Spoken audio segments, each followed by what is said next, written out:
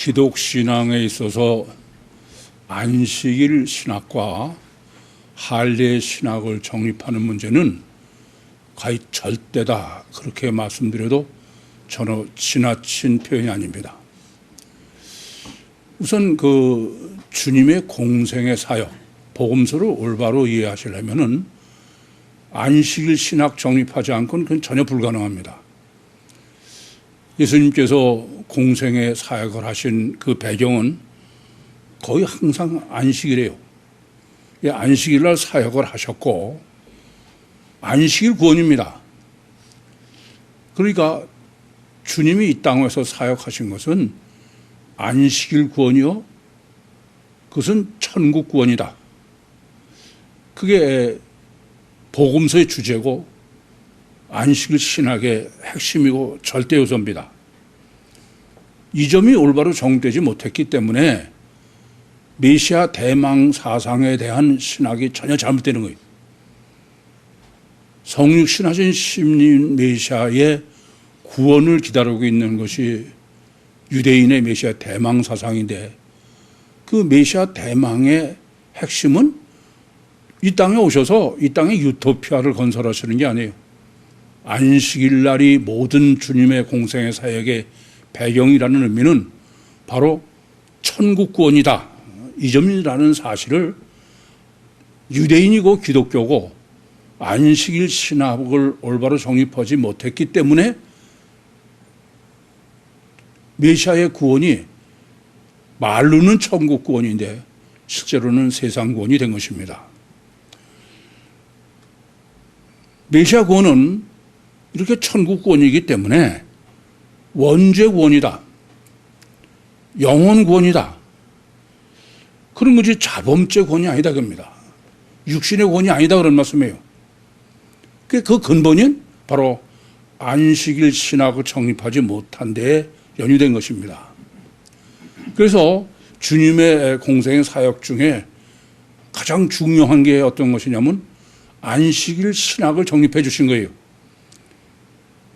안식일 신학은 당연히 첫 단추인 창세기 2장 1절부터 3절에서 정립해야 되는데, 그것을 주님이 해석하고 정립해 주신 게 누가복음 13장 10절에서 17절에 기록되어 있는 안식일에 귀신 들린 여인에게 귀신을 내쫓으신 거예요. 회당장은 이 안식일 신학이 정립되지 않았기 때문에 왜 안식일 날 와서 병 고치느냐. 주님은 내가 18년 동안 사단에게 매인바대인 이 아브라함의 딸을 안식일 날 이 매임에서 푸는 것이 합당치 않느냐.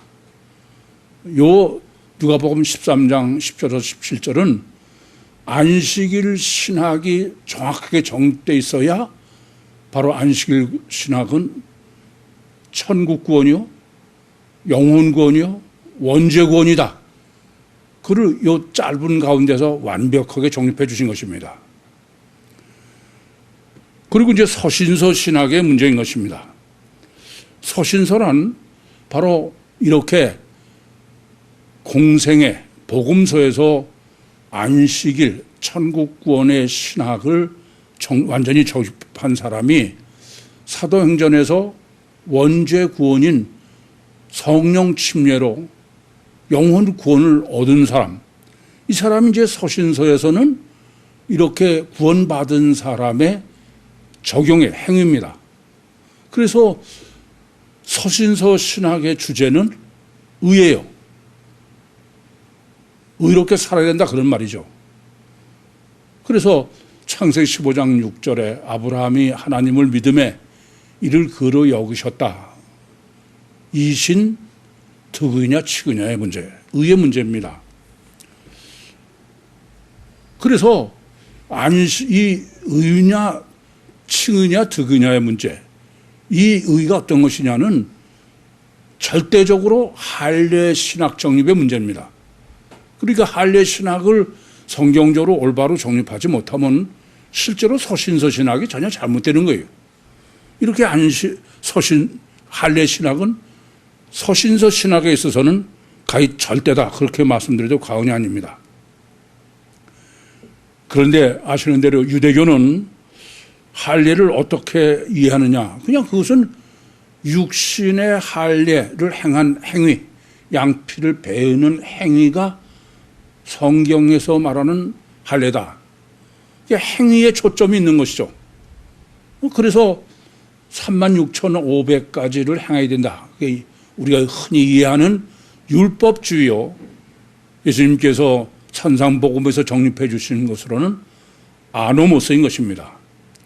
겉으로 나타난 것만이 성경이 계시한 전부요. 그것을 할례로 해석한 것입니다. 할례를 그렇게 해석한 것입니다. 그러나 성경적 할례는 이런 육적으로 보이는 것이 할례가 아니라 늘 서신서에서 강조하듯이 그것은 이면적 할례요, 마음의 할례요, 영적 할례요, 귀의 할례지 그것은 육적 할례가 아니다. 그래서 유대인도 육적 유대인이 유대인이 아니요 영적 유대인이래야 유대인이다. 그 근본은 어디냐면은 그것의 가장 확실한 신학은 할례 신학에 있다. 그래서 조금 전에도 말씀드린 것처럼 복음서 신학의 핵심은 안식일 신학을 정확하게 정립하지 못하면은 복음서 신학이 아닙니다. 마찬가지로 서신서 신학의 핵심은 할례 신학이다. 할례 신학을 정확하게 정립하지 못하면 그건 서신서 신학도 뭐 서신서 신학 같지만 실제로는 서신서 신학이 아니다. 그렇게 보시면 되겠습니다. 이런 할례 신학의 정립이 본문의 지금 목적입니다. 그런데 이러한 할례 신학의 정립이 얼마나 중요하냐, 강주법이 어떠냐, 이것부터 먼저 좀 생각을 하셔야 되겠습니다. 우선은 할례 신학이 어느 정도 중요하냐면요, 지금 사도행전 15장에는 할례 신학을 무려 3번에 걸쳐서 정립을 합니다. 지금 본문하고 요 다음에는 베드로에 의해서, 그 다음에는 야고보에 의해서. 이걸 한 번에 할 수 있어요. 그런데 3번 정립을 하라게. 그럴 정도로 지금 할례 신학 정립은 절대 문제다 이겁니다. 그런 중에 오늘 본문은 15장의 첫 단추예요. 그러니까 본문이 중요한 건 이루 말할 수가 없죠. 더 강조법이 있습니다. 그건 뭐냐면은 1절 시작이 카이로 시작돼요. 이 카이로 시작된다는 말은 앞단락을 전제로 하라. 그런 성경적인 강조법이죠. 앞단락이 뭡니까? 요한복음 3장 5절에요. 물과 성령으로 나지 아니하면 하나님 나라에 들어갈 수 없다. 제가 여러분들에게 영성 세미나를 인도하면서 유신의 신앙에 있어서는 가장 절대 문제는 구원론이다. 그런데 성경 전체의 구원의 조건으로 계시한 말씀이 많이 있는데 그중에 가장 절대가 요한복음 3장 5절이다 그랬습니다. 그래서 지금 본문이 요한복음 3장 5절 전제로 할례 신학을 정립해라. 뭐 더 이상 강조할 수가 없죠. 아무리 강조해도 모자랄 정도로 할례 신학 정립은 절대다. 제가 지난번에 우리가 뭐 코로나 방역 규칙을 범해가지고 3주 동안 예배를 못 드렸는데 맨 처음엔 제가 불만이 많았어요. 좀 화도 났고. 그런데 이제 3주를 쉬어야 되니까 설교하려고 다 준비해놨던 거를 다시 이제 다음 주에 보면서 아차했어요. 물론 전체적으로 틀린 건 아니더라도 하나님이 3주 동안 고민해라. 3주 동안 얼마나 많이 수정했는지 몰라요. 그래서 제가 하나님이 3주를 인터벌을 두도록 하셨으면 큰일 날 뻔했다. 뿐만 아니라 여러분도 3주 동안 예배를 못 드리다가 오늘 예배를 드리시니까 탈지면처럼 가난한 심령처럼 하나님이 그렇게 만드시려고 3주 동안 예배를 못 드리게 하셨구나. 그래서 오히려 저는 하나님 잘못했습니다. 감사합니다. 늘 제가 성경을 잘못 정립하지 못하도록 않도록 해주십시오. 기도했는데 주님의 뜻을 모르고 했네요. 이렇게 본문은 중요한 게 어느 정도냐. 이렇게 생각하시면 됩니다. 제가 세미나 때도 말씀드린 것처럼 결국은 하나님과 인간을 알아야 되는데 하나님, 성경반은 그럼 하나님이고 성경반은 인간의 문제인데 그 인간 문제가 몽땅이 뭐예요? 할례 신학. 그러니까 할례 신학이 정립 안 되면 그건 전혀 율신 신학은 불가능합니다. 이렇게 할례 신학이 절대로 중요한 것은 우선 할례 신학은 딱 한 번밖에 성경에 계시 안 했어요. 창세기 17장 9절에서부터 14절입니다. 이 할례는 그럼 어떤 것이냐? 이 창세기 17장 9절에서 14절은 첫째는 언약이라는 거예요. 언약. 하나님과의 약속이다 그런 말씀입니다. 우리가 뭐 신약이니 구약이라는 게 전부 언약이죠. 그래서 그 언약은 어떤 거냐면 8일 할례다. 8일에 할례해야 된다. 그리고 양피를 베라. 그런데 이 언약이 무슨 언약이냐면 피 언약이다 이게. 그렇죠. 양피를 베면 피를 흘리지 않습니까? 이게 피 언약이에요. 성경에는 언약의 강조법이 많이 기록되어 있습니다. 뭐 환도뼈 언약이라든지 또는 뭐 돌무더기 언약이라든지 소금 언약이라든지 피 언약이라든지. 근데 그 중에 가장 강력하고 절대 이게 피 언약이에요. 근데 이 할례는 바로 피 언약이다. 그래서 출애굽기 4장 24절에 보시면은 그 모세가 이제 가나안 이스라엘을 출애굽을 시키기 위해서 애굽으로 가는데 노중에서 여호와 하나님이 모세를 만나셔서 모세를 죽이려고 그러셨어요. 왜 그랬냐면은 할례 때문에. 그래서 십보라가 모세 아내인 십보라가 두 아들의 양피를 베어서 그 양피를 모세에게 던지면서 당신은 피난편이다. 죽느냐 사느냐의 문제다. 피 언약이다 이겁니다. 언약 중에 가장 절대다 이겁니다. 그리고 왜 이게 중요하냐면은 율신의 구원의 절대적 조건이 할례예요. 출애굽기 12장 48절에 보시면은 하나님께서 이스라엘에게 유월절과 무교절에 관한 계시를 하십니다. 그때 물론 유대인에 대해서는 다 할례를 받으니까 문제가 안 됩니다만은 타국인들, 이방인들이 유월절, 무교절이 아니고 유월절이라는 사실을 아셔야 돼요. 유월절은 뭐예요? 피 언약을 계시할 뿐이 아니라 구원의 의미. 그것을 지키려면은 반드시 할례를 받아야 된다. 그러니까 구원의 절대적 조건이 출애굽기 24장 12장 48절에는 할례다. 그렇게 계시하고 있는 것입니다. 양피를 반드시 베라 이거예요. 그래서 이스라엘이 이제 40년 동안 광야를 헤매다가 요단강을 건너서 이제 여리고의 앞에 평원 뒤에는 요단강이요. 앞에는 적군인 여리고를 두고 그 사이에서 할례를 행해요. 이게 무슨 말이냐면은 하나님께서 이제 가나안은 천국 구원을 의미하지 않습니까? 천국 구원을 하나님이 이루기 위해서는 할례가 절대되게요. 성경이 계시하는 것은 할례를 받지 않으면 안 된다.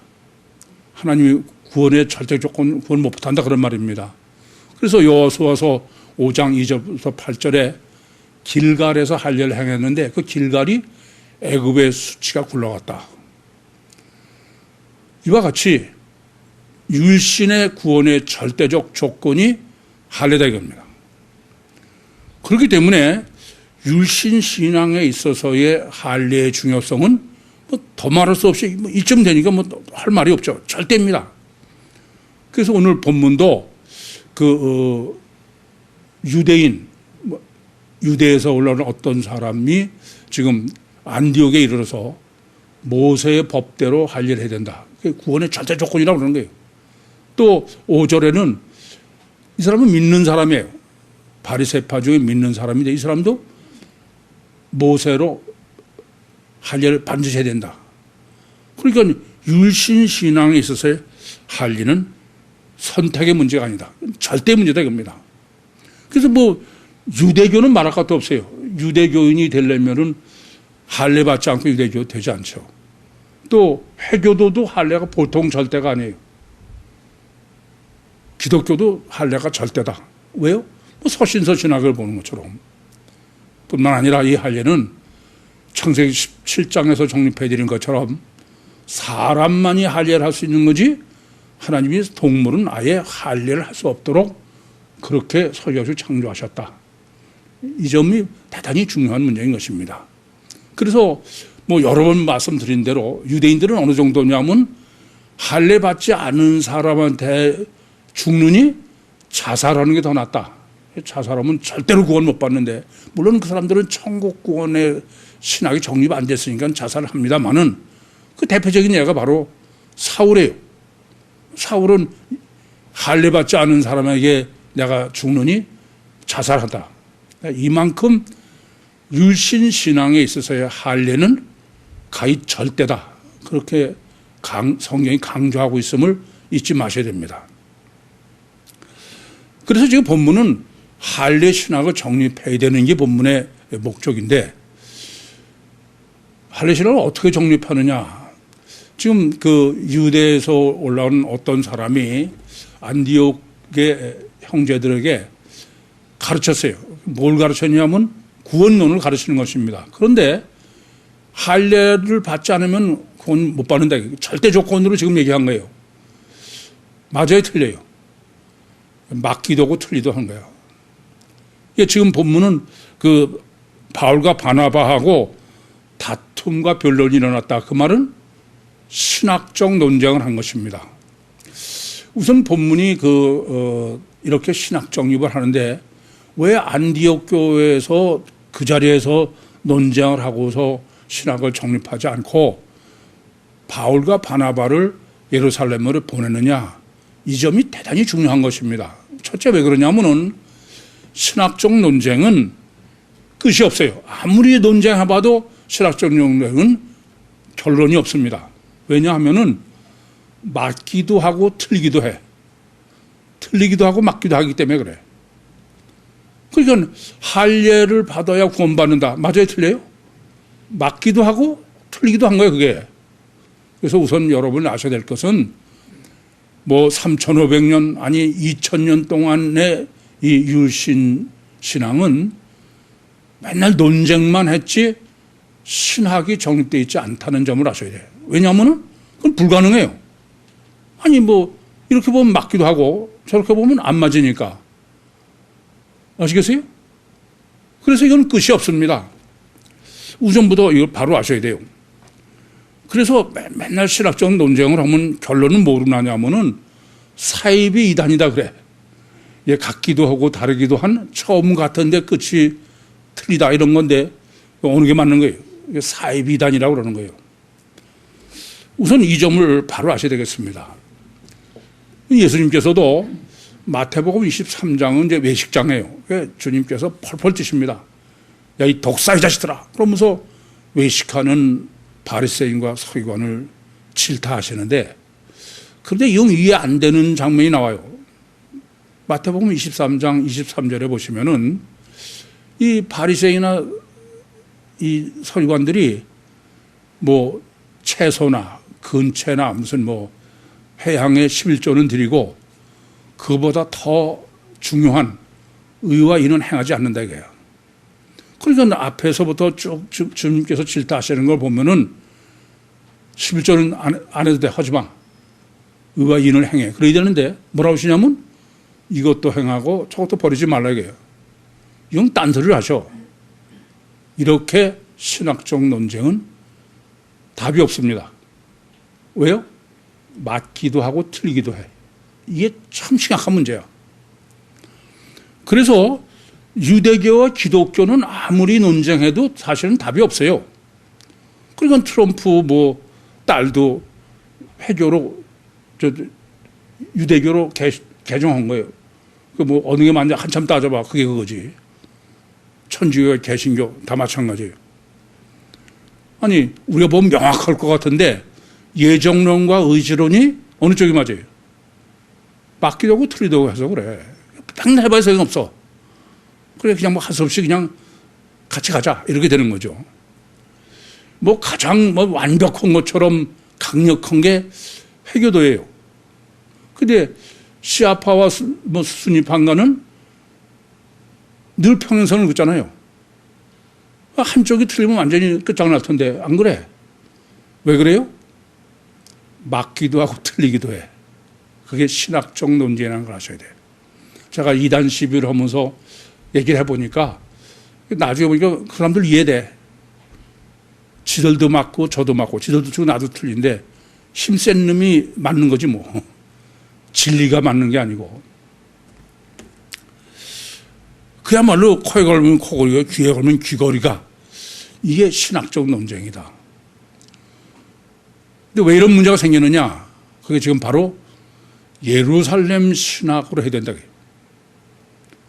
또 말씀드리지만 아니 안디옥에서 논쟁을 벌였으면 거기서 끝장내면 되는데 그런데 바울과 바나바가 예루살렘으로 오는 거예요. 그래서 이 예루살렘 교회 신학을 첫째 정확하게 여러분이 정립하고 이해해야 됩니다. 예루살렘이라는 게 어떤 의미입니까? 유일신이요. 하나밖에 없는. 그렇죠? 유일절대예요. 둘이 아니다 이겁니다. 그래서 구약에도 산당에서 하면 안 돼. 반드시 예루살렘. 예루살렘의 의미는 유일절대해야 된다. 신학 정립이 유일절대해야 된다. 그래서 예루살렘을 두 번씩 강조하는 것입니다. 두 번째의 이 예루살렘의 의미는 제가 이렇게 말씀드리죠. 창세기 2장 10절에서 14절에는 강이 에덴에서 발원해서 온 동산을 적시고 네 강이 돼가지고 지구 전체를 적셨다. 이것을 어떻게 해석해요? 원인론이요. 중심교리다 그랬어요. 근데 그 에덴 동산이 없어지고 나서 세계의 중심이 어디예요? 예루살렘이야. 예루살렘이라는 말은 이와 같이 중심의 법칙이요. 원인이요. 근원이요. 근본이요. 중심의 법칙이라고 그랬어요. 그런데 제가 여러분들에게 세미나를 인도하면서 분별에 있어서 가장 최후로 해야 될 거는 답이 몇 가지? 하나까지야. 하나까지 답이 나와야 분별이지 그건 분별이 아니다. 그 하나가 뭐냐? 하나는 근본이요, 기초요, 절대요, 실제예요. 실제. 그래서 그 세미나하면서 질문해 보면은 벌써 답이 장황하게 나와. 그건 전혀 모르는 사람이야. 그건. 실제 하나가 될 때까지. 그래서 가장 기독신앙의 근본이요 실제의 본질로 첫 번째 질문이 교회 다니냐. 교회 다니는 가장 근본이요 절대가 예수 믿으러 다닌다. 0.5초가 지나도 안 된다 그랬어요. 이게 보통 중요한 게 아니에요. 여러분들은 그냥 몇 번씩 듣고 그러니까는 또 알고 있는 거 당연한 거지. 그렇잖아요. 이것이 확실한 사람은 틀려요. 여러분은 다 세미나에서 듣고서 이제 알고 계시지만 아니에요. 여러분 보면 그게 확실하지 않아. 다른 때 여러분이 하는 거 보면 아니에요. 그렇지 않습니다. 이게 근본이 안 돼 있는 거예요. 사실은 어려운 거 고민할 게 아니야. 물론 이제 지어먹고서는 그 얘기 나오죠. 그런데 평소 때 보면 제가 이 사람은 아니다. 왜 예수를 믿냐? 예수 하나님이기 때문이다. 아니에요. 여러분 이건 참 심각해. 다 여러분도 그렇다고 생각하고 있어. 뭐 세미나에서 들었으니까. 근데 그것은 이제 한참 이성으로 생각하고 여러분 마음은 아직도 아니야. 이건 근본의 문제예요. 여러분들 설교 정리하는 거 보시면은 아니 저는 이 사람 참 큰일 났구나 그냥. 허튼 소리만 하고 있어. 장황하게 뭐 여기저기 그냥 끌어다가. 제가 오죽하면은 본문이 뭘 얘기하냐, 본문이. 명확하게 해라.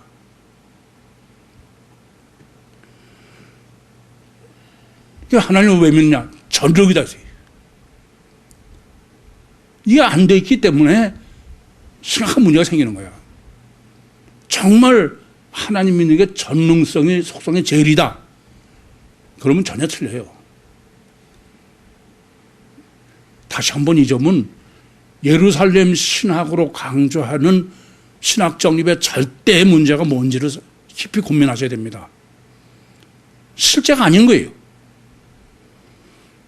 그래서 전능도 실제가 뭐냐가 문제다라는 것을 제가 세미나 때 엄청 강조해 말씀드리는 겁니다.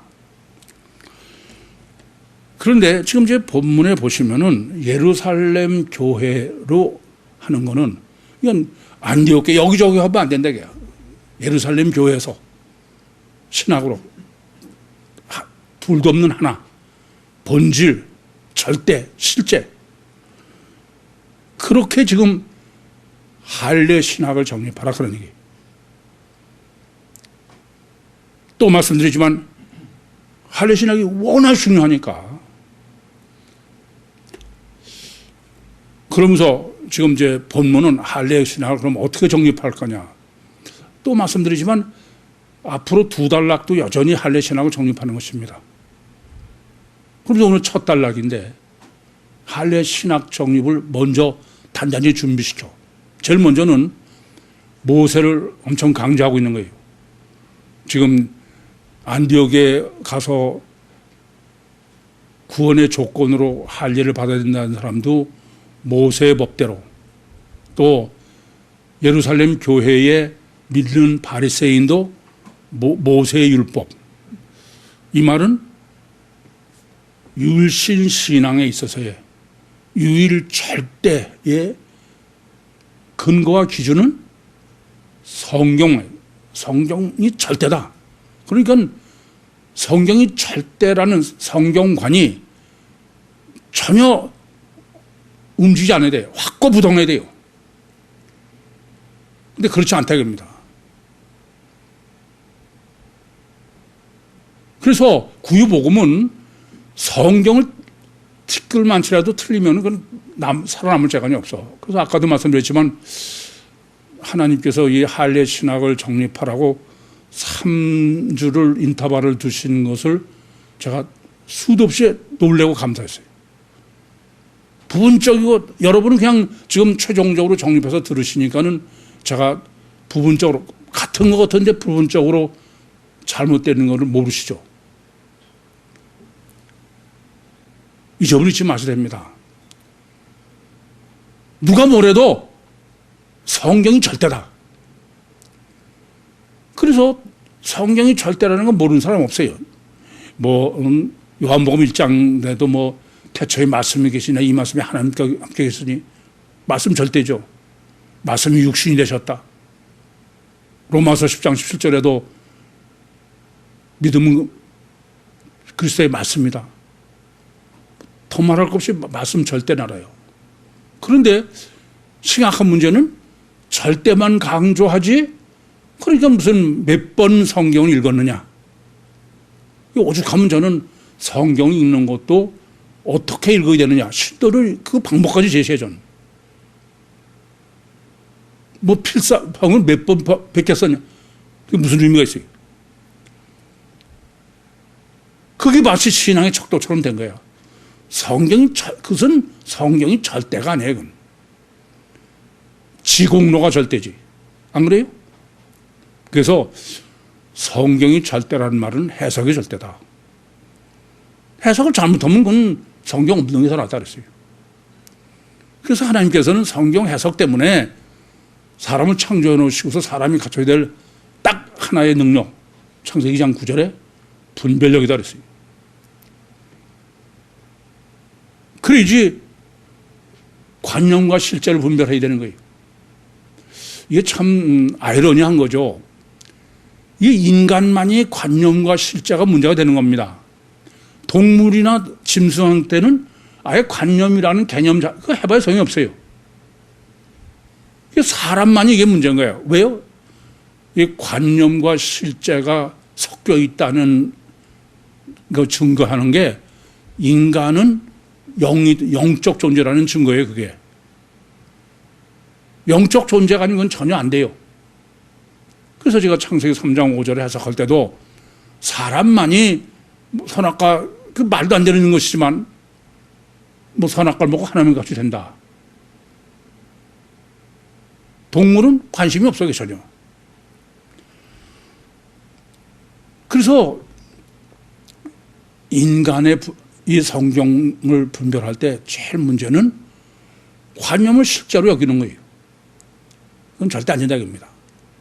그래서 지금 본문은 첫째는 모세를 강조하는 거예요. 성경 신학 정립의 두 번째는 뭐가 문제냐면은 지금 안디옥에 와서 할례를 받아야 구원의 절대 조건으로 할례를 받는다고 하는 이 사람이 모세의 법이에요. 모세의 법대로입니다. 그 법이라는 게 뭐냐면 에도스예요. 유전이에요. 그러니까 5절에 그 믿는 바리새인은 모세의 율법대로입니다. 이 신학 정립의 가장 문제는 말로는 오직 성경이라고 그러면서 실제 지구상에 존재하는 신학은 성경이 아니야. 유전이에요, 유전. 성경이 워낙 내용이 방대하고 어렵고 그러니까 무슨 목소리 큰 놈이 그러면 그게 마치 신학인 것처럼 그건 신학가 아니에요. 예수님께서도 마태복음 15장 6절에 장로들의 유전으로 하나님의 말씀을 폐한다 이겁니다. 잘 들으세요.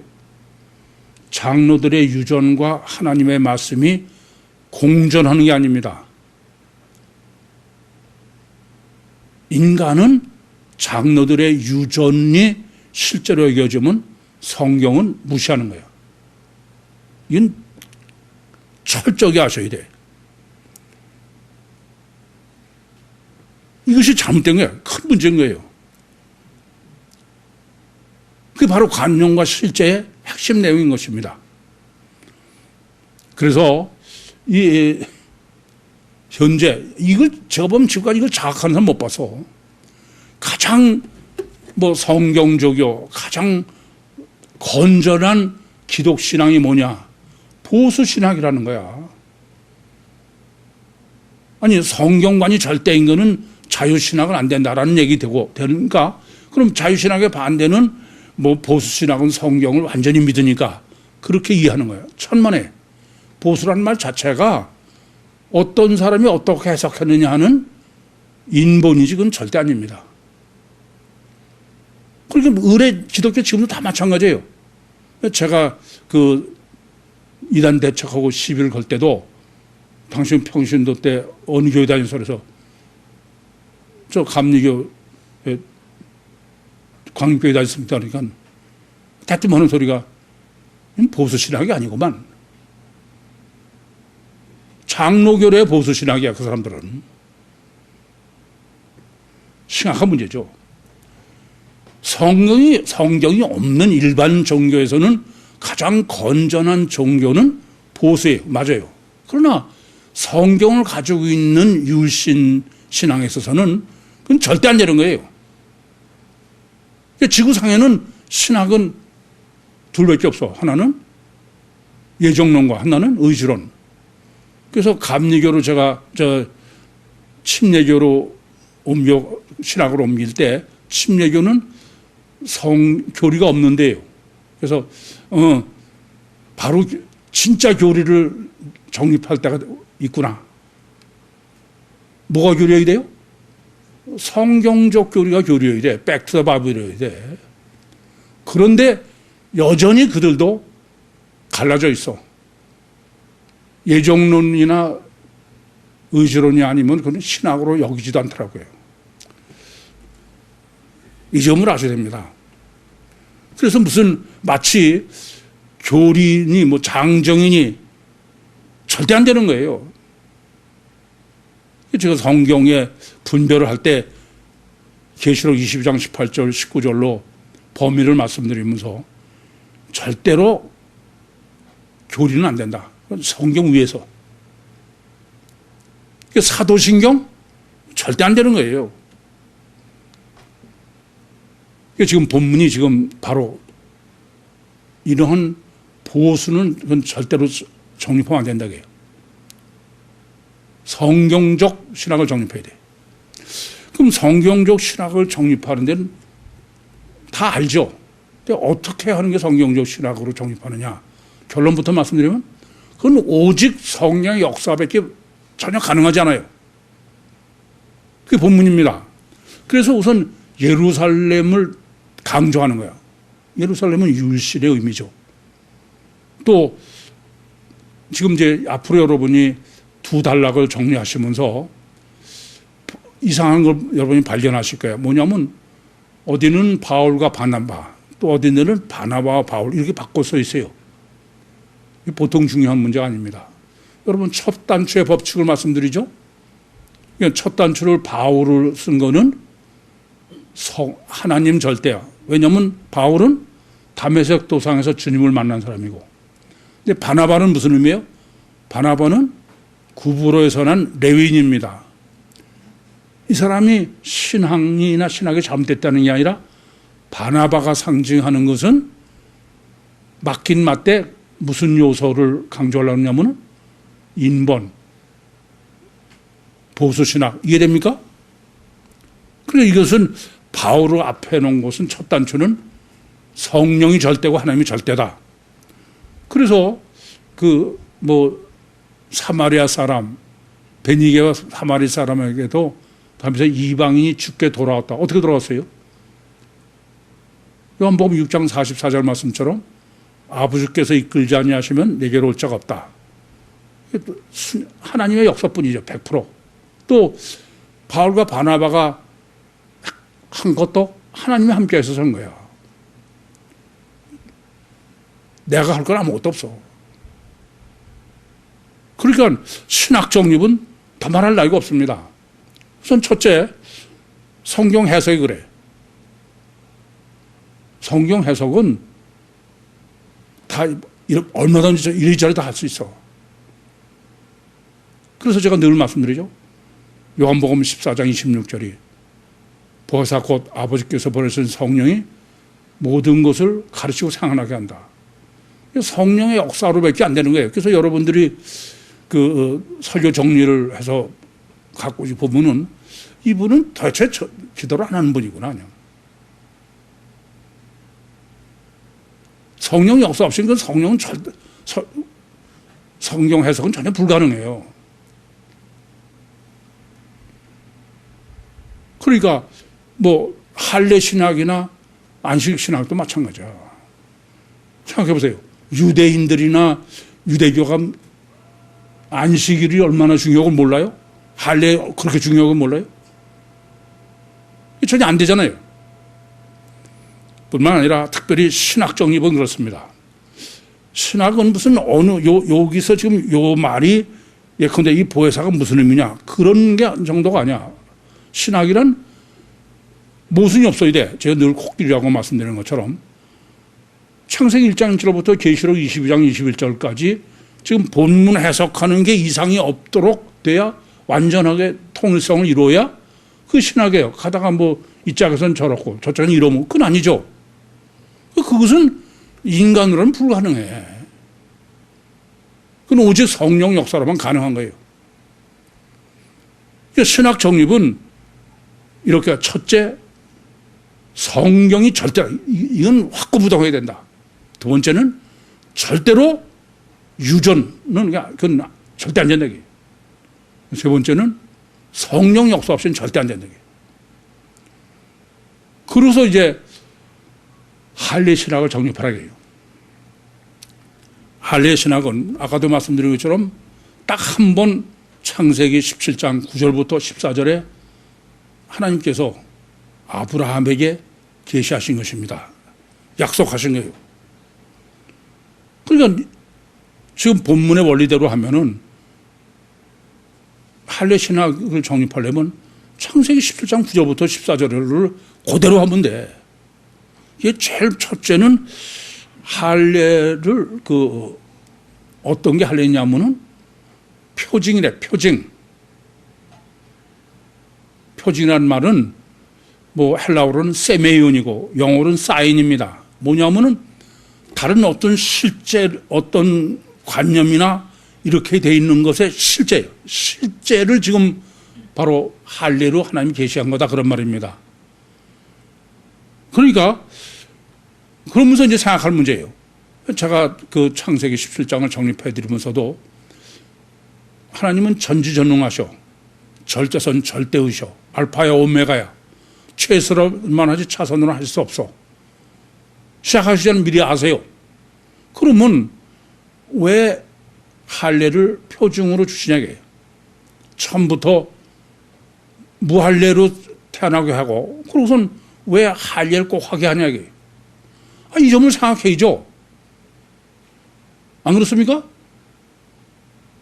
하나님이 무할례로 한 것은 전혀 생각 안 하는 거야. 그래서 성경 해석이라고 하는 거예요. 이것은 뭐 여러분들은 뭐 이미 다 정립해 주셔서 아시니까 생각해봐. 육체 우선의 이중체고 주체는 속 사람이다. 영이다. 그의 실제성을 가장 보이도록 완벽하게 계시한 것.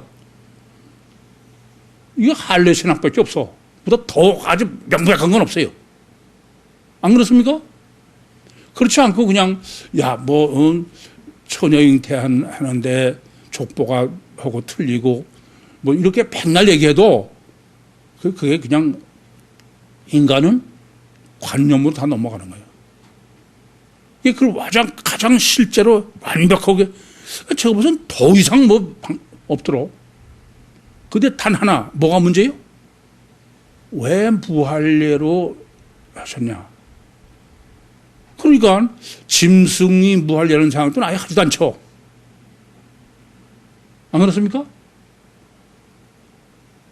첫째, 이렇게 할례 신학의 첫 번째는 이게 표징이다.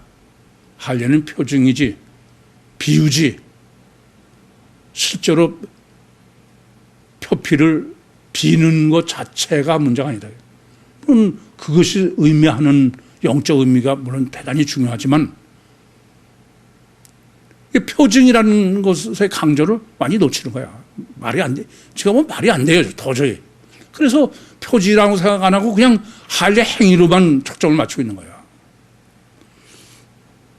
두 번째는 언약이에요. 아까도 말씀드렸지만 이건 피언약입니다. 언약 중에 최극이야. 제일 아주 무서운 죽고 사는 생사를 건. 그런데 하나 더 아실 게 있습니다.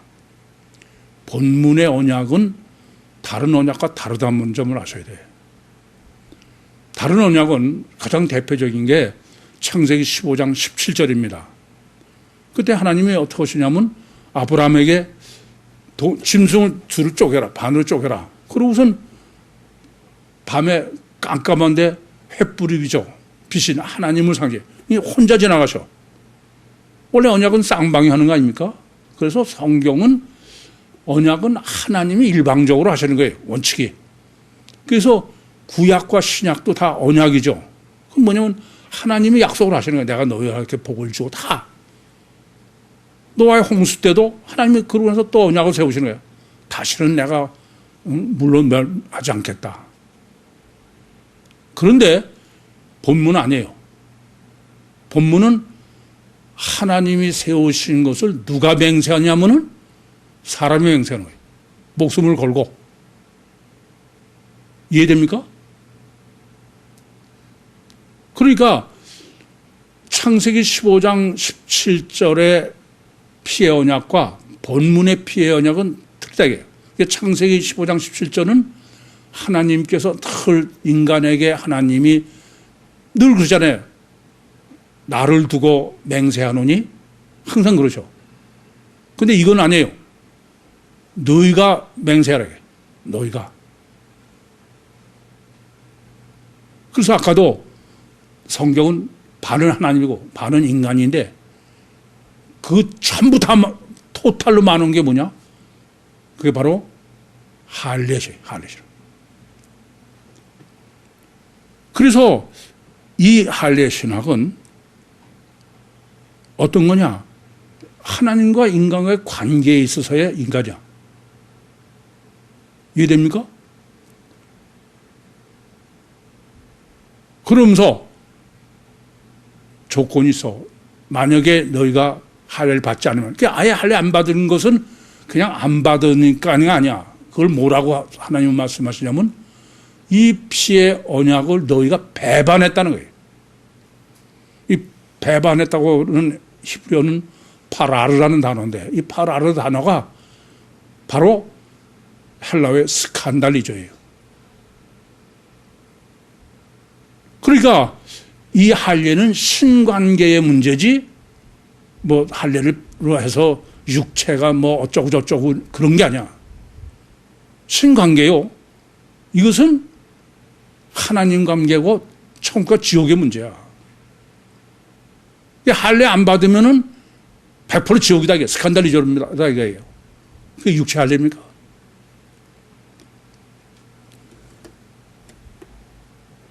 세 번째는 할례 신학은 8일 할례의 언약이에요. 왜 꼭 8일 할례냐고요.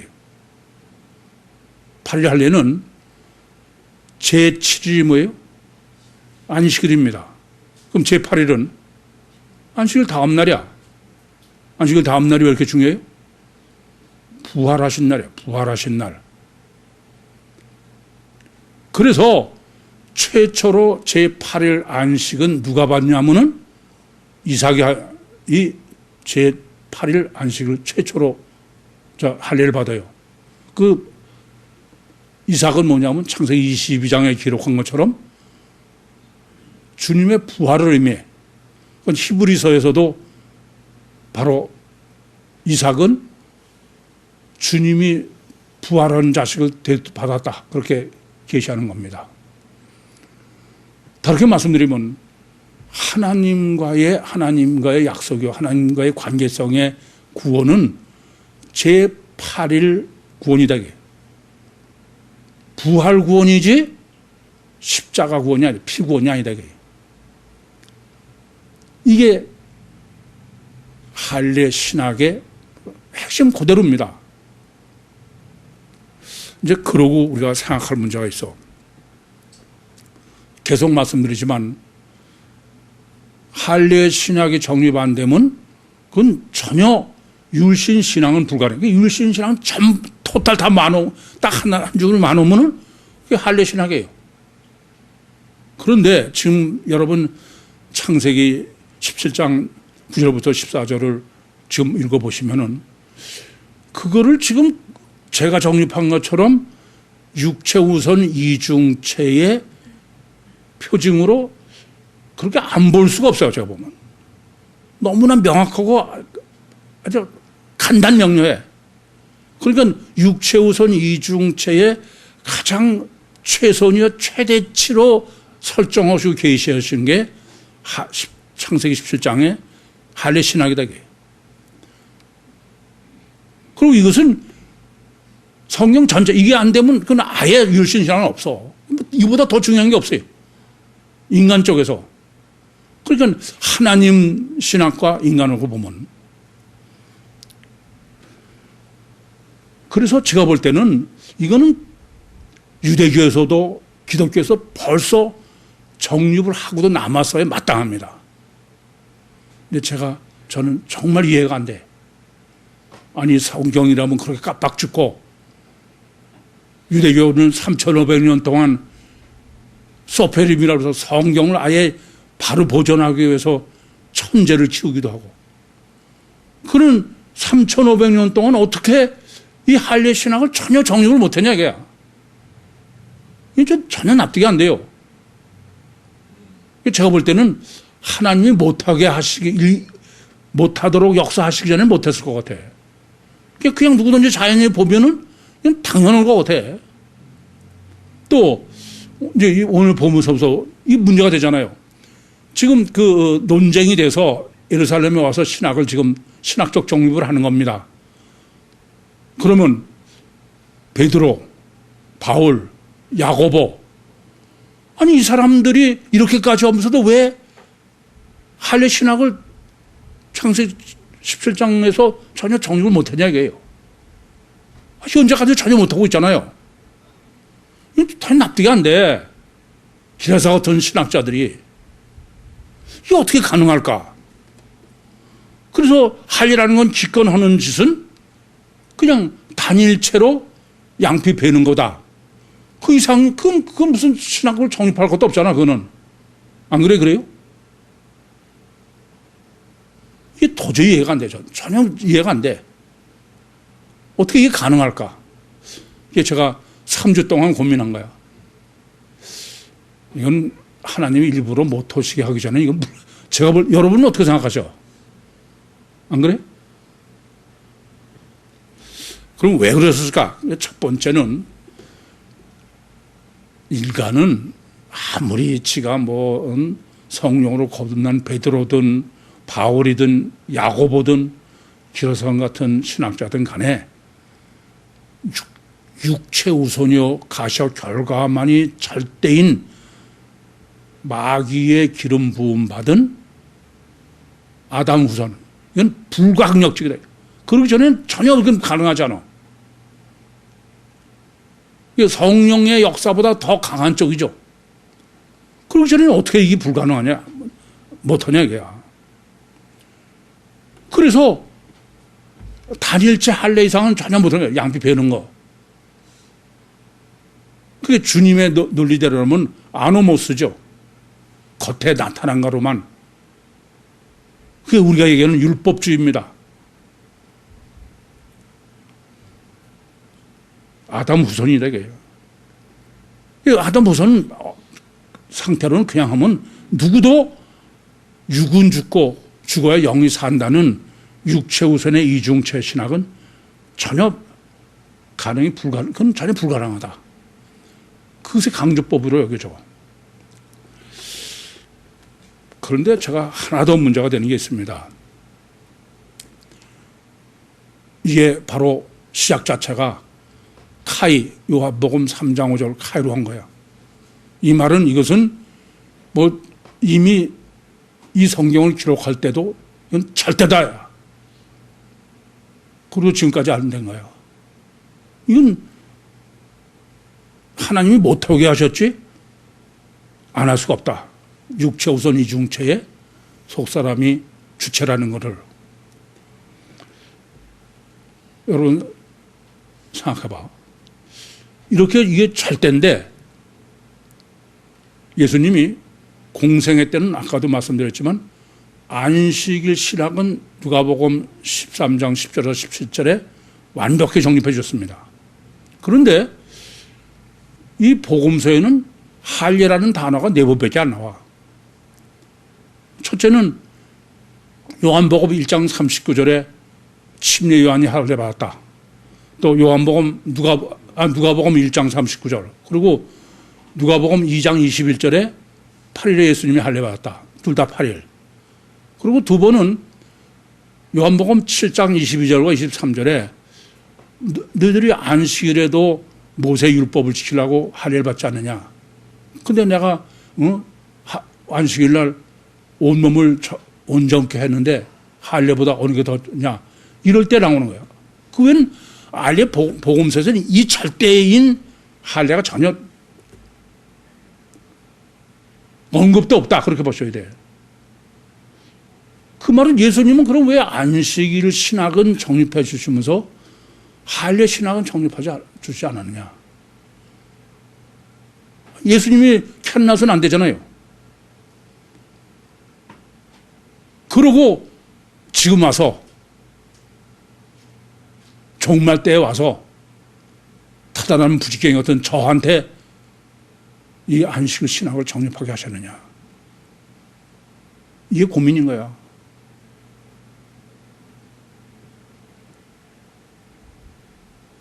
주님은 그걸 고민하도록 3주라는 인터벌을 주셨어. 얘기했다가 또 혼났어요. 그건 아무리 생각해도 이울에 들지 아니한 내게 양이 있는데 내가 이끌겠으니 한 무리가 되어 한 목자에게 있을 것이다. 그때서야 이것은 정립해야지 그전엔 정립해서는 안 된다. 그렇게밖에 해석할 수가 없어. 이게 무슨 상당히 신비하고 어려운 얘기가 전혀 아닌데 아주 산뜻한데. 그래서 오늘 본문 제목을 구원을 얻는 할례. 할례는 두 가지가 있어요. 하나는 구원 못 얻는 할례가 있고, 그렇죠? 하나는 구원을 얻는 할례입니다. 피복음이 돼, 피언약이 돼, 이거는 사람이 하나님께 세워될 언약이야. 그것은 바로 이중체를 보이도록, 이중체 실제성이에요. 실제가 아닌 건 실제 아닌 건 아무래도 소용없어. 그건 관념에 머무는 거지. 그리고 이것은 스칸달리저의 문제다. 신관계의 절대고, 그리고 그것은 8일 구원이다. 부활 구원이다. 그것을 이제 완벽하게 계시를 하신 거다. 비유로. 그렇기 때문에 구원 얻는 할례는 양피를 비워서 죽어야 돼. 육체 우선은 십자가에 못 박아야 돼. 그냥 내가 일부가 아니야. 완전히 죽어야 돼. 피언약이에요. 여러분 뭐가 문제인지 아세요? 여러분은 꽤 구유복음 들어서 자기를 부인했다고. 아니에요. 죽지 않았어. 그냥 어느 부분만 하나. 그럴듯하지. 아닙니다. 진짜 죽으면 싹 달라져. 성경이 보이고 성령이 역사하셔. 육체 부인이 절대적입니다. 그래서 제가 그렇게 말씀드리죠. 구유복음, 여러분이 정말 실제 신앙이 있느냐, 하나님을 실제로 믿느냐, 그거는 다른 거 가지고 아무 소용이 없어. 얼마나 실제로 육체를 부인하느냐예요. 그래서 주님은 아무든지 나를 따라오든 자기를 부인하고 날 쫓아가냐. 자기 십자가로 아예 죽어야 돼. 부분만 하고선 그 부분 꽂히고선 결국 지옥 가. 그걸 어떻게 내가 놓느냐가 문제지. 잊지 마시기 바랍니다. 정말 믿음으로 할례를 할 때, 행할 때, 겉사람을 내가 완전히 십자가에 못 박을 때, 십자가로 육신을 버리신, 그래서 부활하신 주님이 승천하셔서 보내신 보혜사를 내 안에 실제적으로 모셔드리는, 그래서 내가 실제적인 하나님이 되는, 세상에 감당할 수 없는 능력자로, 그래서 본인도 할례 받을 능히 구원 못 받는. 여러분, 정말 종말 때에 이 할례 신학을 주님께서 구유복음이 정립하게 하셨어. 그리고 그것을 제일 첫 번째 누리고 있는 게 여러분이야. 그건 관점에서는 안 됩니다. 육신을 주님처럼 완전하게 십자가에 못 박으시고 부활신앙으로 유신과 세상을 승리하셔서 종말 때 택하신 주님의 은혜를 1000% 만 프로 누리시는 구유 모든 식구들이 되셔서 천국의 주인으로 다 함께 영원한 영광을 누리시는 하나님의 축복이 우리 모두에 있기를 간절히 소원합니다. 기도하시겠습니다. 살아계신 아버지 하나님, 은혜와 사랑을 감사합니다. 여기까지 역사하시고 인도하시고 말씀하신 주님, 이제 정말 믿음으로 할례를 뵙게 하셔서 주님처럼 부활신앙으로 유신과 세상을 승리하고 천국의 영광을 누리게 하여 주시옵소서. 예수님의 이름으로 기도하옵나이다. 아멘.